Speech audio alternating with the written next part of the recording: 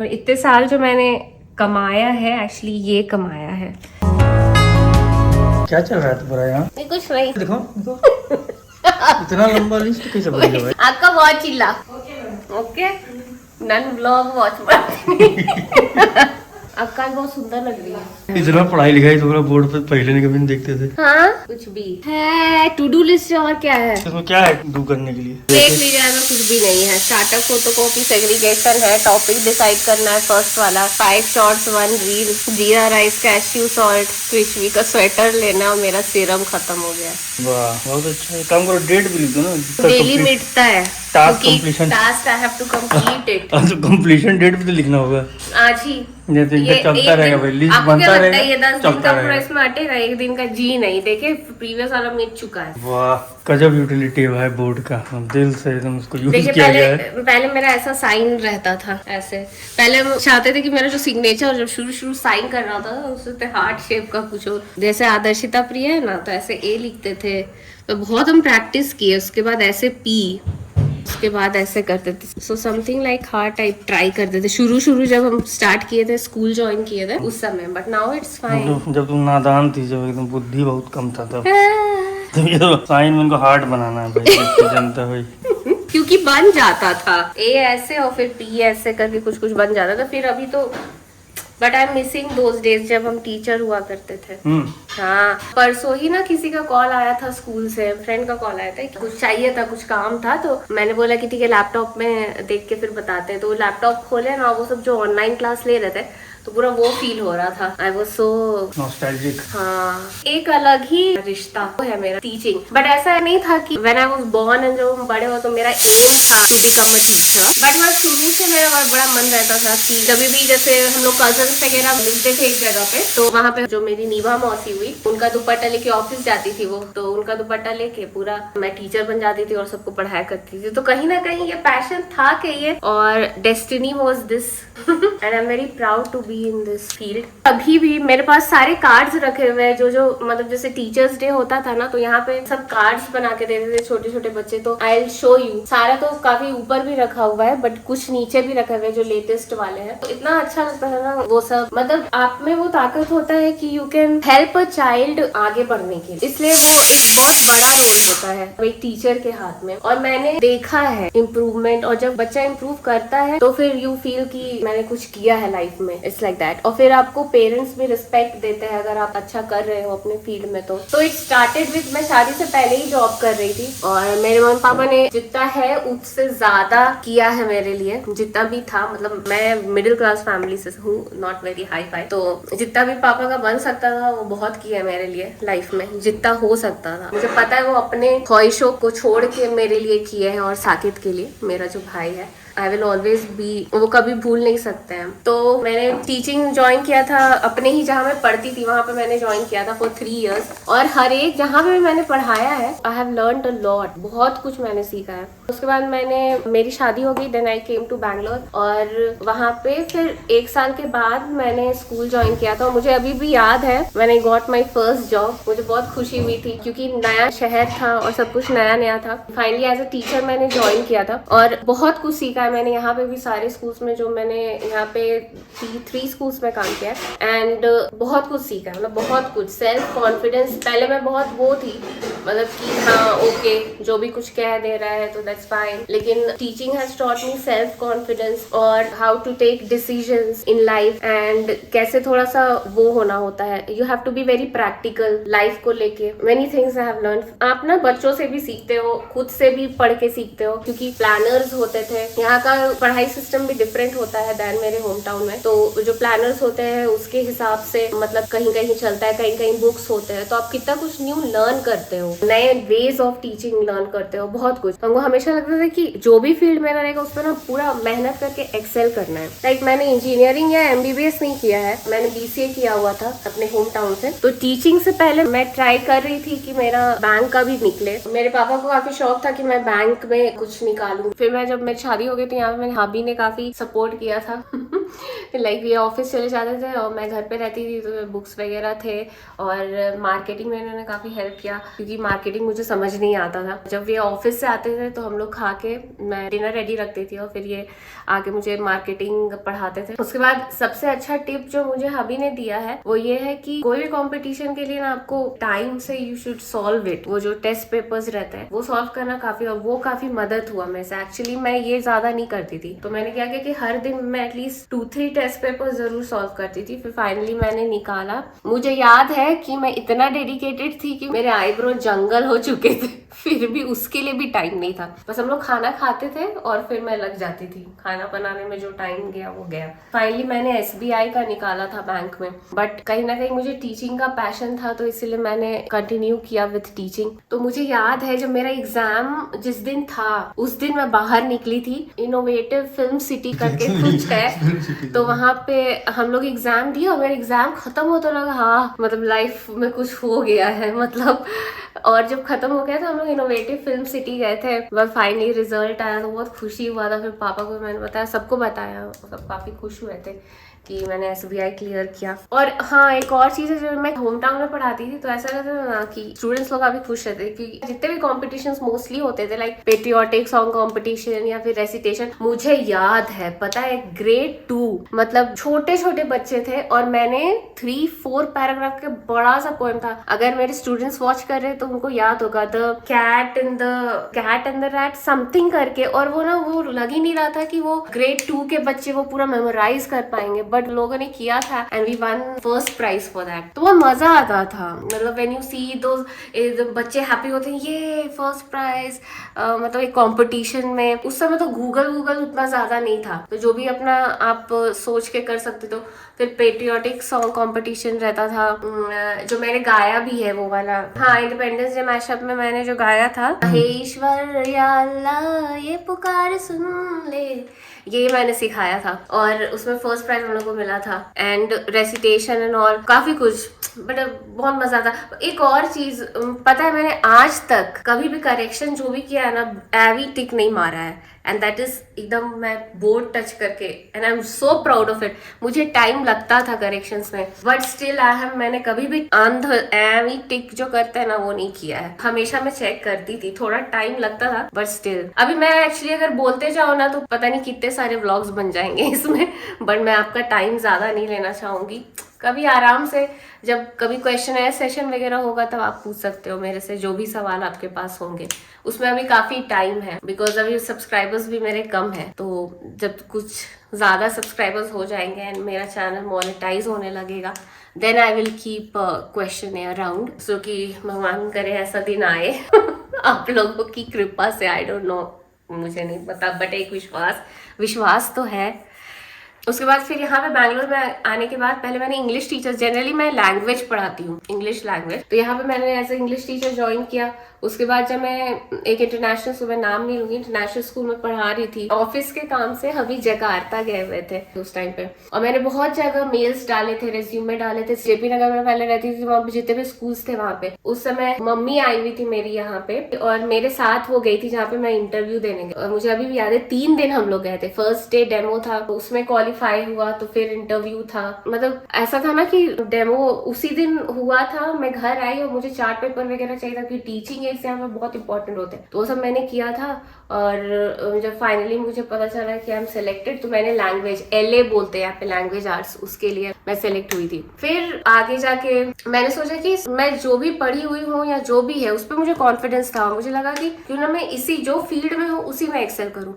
तो ऐसा होता था कि सैटरडे संडेज भी होते थे जहाँ पे मैं घर पे रहती थी और टीचिंग एड्स बना रही हूँ या फिर जो भी प्लानर्स एंड जो भी बहुत कुछ होता है, क्योंकि कुछ डिफरेंट करने के लिए ज्यादा मेहनत करना होता है, वो तो है किसी लेवल पे जाने के लिए। एंड अगेन थैंक्स टू हबी, क्योंकि ऐसा कभी उन्होंने नहीं कहा वह तुम सैटरडे संडे भी इट्स लाइक काम ही करते रहती हो, घूमने नहीं चलती हो। इट्स नेवर, शुरू से मैं जो भी की हूँ he has always supported me कि इट्स ओके सैटरडे संडे तो आते ही रहता है। तो वो हुआ तो मैंने फिर क्या किया कि I thought to become a school trainer. Trainer. तो उसके लिए भी क्या था कि जो दशहरा वेकेशंस होते हैं उसमें मेरा कोई हॉलीडे नहीं था, उसमें मैंने पूरा प्रिपरेशन किया था और हमें जो जैसे जो न्यू टीचर्स आते हैं उनको ट्रेनिंग दिया रहता है। और जब आप प्रोफेशनल स्कूल में, एक इंटरनेशनल स्कूल में पढ़ाते हो तो हैवी नहीं होता है कि बस जाके अब बोल दो आज ये करना होता है, आज हिंदी पढ़ाना होता है। जैसे प्रॉपर ट्रेनिंग होता है, it's a very proper training जिसको आपको खुद पढ़ के समझ के, तो उसका पहले ट्रेनिंग होता है कि जो ट्रेनर है वो ठीक से ट्रेनिंग दे रहा है कि नहीं, उसका एग्जाम होता है। तो जो भी हमें मिला था मैं पढ़ के जाती थी। इट्स लाइक कब सुबह कब रात पता नहीं चलता था, क्या सैटरडे क्या संडे और क्या दशहरा क्या दुर्गा पूजा, कुछ भी नहीं।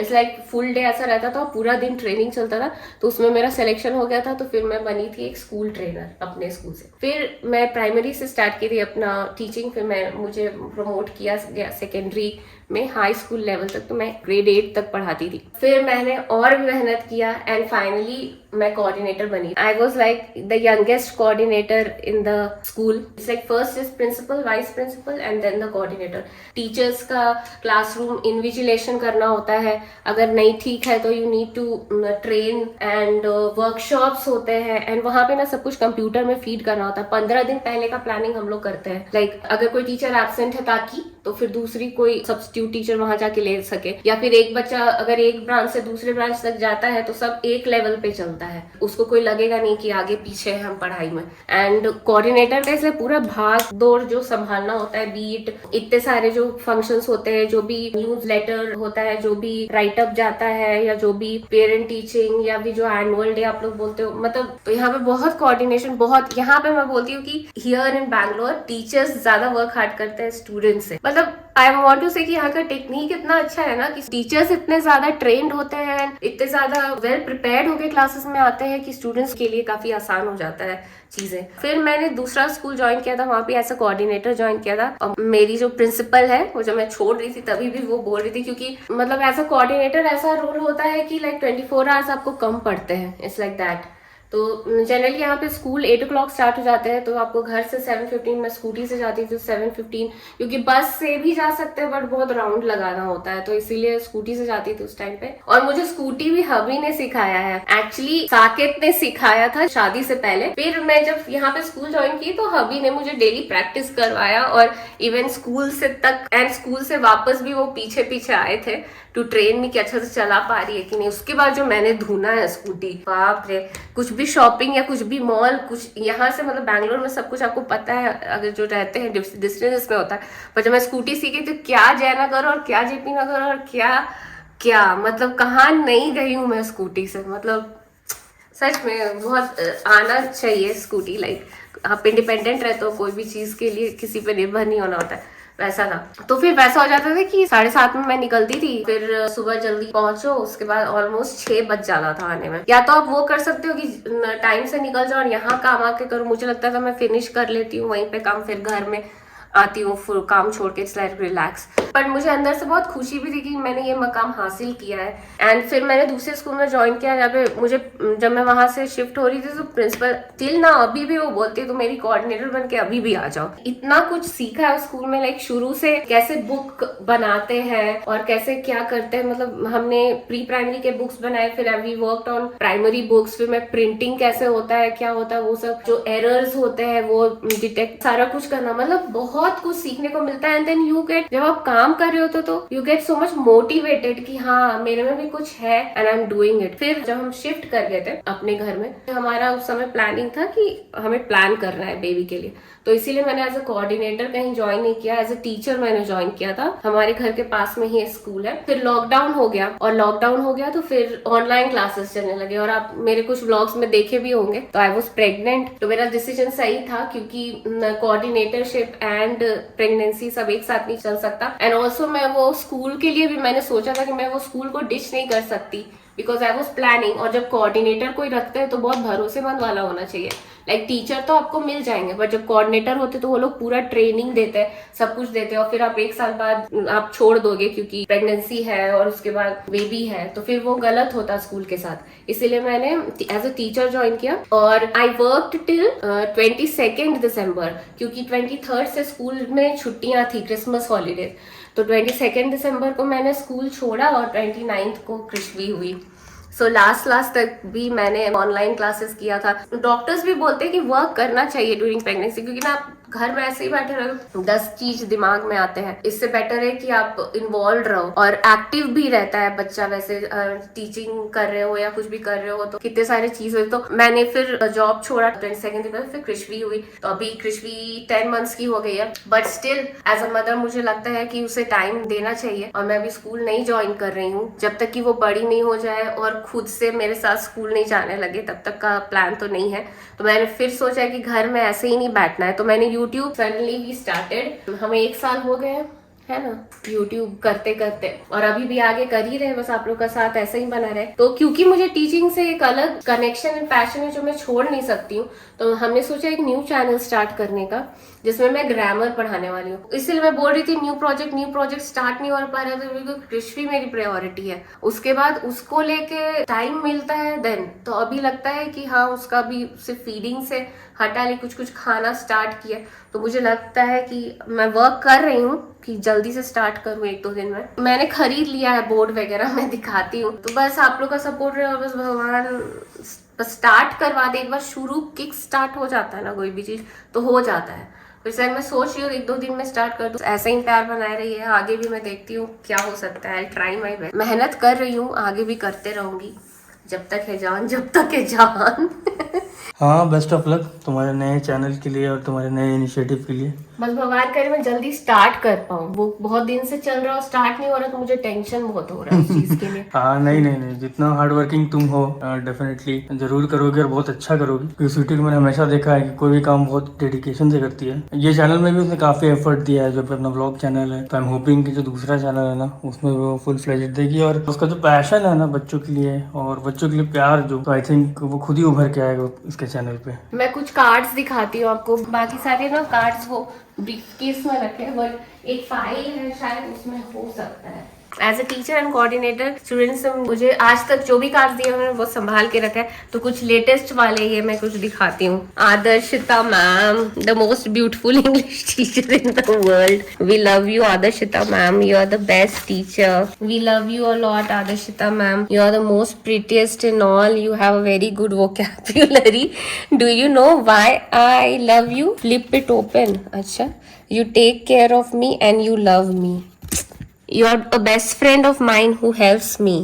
You are, ये कितना, you are my lawyer who solves my problem, you are the best. और ये देखो ये लोग ना यहाँ पे सब, इन लोगों को बहुत मजा आता है, ये सब छोटे छोटे खुद से हैंडमेड क्रिएटिविटी करते हैं। और ये देखो ये कि flip it open and then you can open it, you are the best teacher, you are kind, love to others, beautiful in looks, teach so nicely. All the struggle you have taken for us may bring us up and also bring you up with pride. Thank you, ma'am. Oh, इतने सारे. We all love you. Just for you, ma'am. Mama. You are the best teacher. We like you a lot. We also miss you. और ये किसी ने watermelon बनाया है, diary दिया था. Okay. As beautiful as Cinderella, a beautiful voice like chirping of birds. A beautiful gown like Aurora and long hair like Rapunzel. उतने long hair. Cute eyes like Jasmine and a wonderful smile like Ariel. यार ये सब तो मैं emotional हो जाऊंगी पढ़ पढ़ के। ये देखो कितना ड्राइंग, कितना एफर्ट लेते हैं ये लोग। Adarshita ma'am, you are the best English teacher in the world, yesterday we were talking about you, everyone said that your handwriting is very good and you are very kind. अच्छा हाँ ये drawing है। Adarshita ma'am and she is the one who has given the letter. ये जब मैं high school में पढ़ाती थी बड़े बच्चों को और मैं प्रमोट हुई थी as a coordinator, primary coordinator, तो उसने लिखा है I am feeling sad that you are not teaching us but I am also happy that you are promoted. Thank you for teaching us since 1.5 years. We are very thankful to you and very sad that you are not teaching us. And we congratulate you to become the coordinator. We feel like you are our second mother. Oh.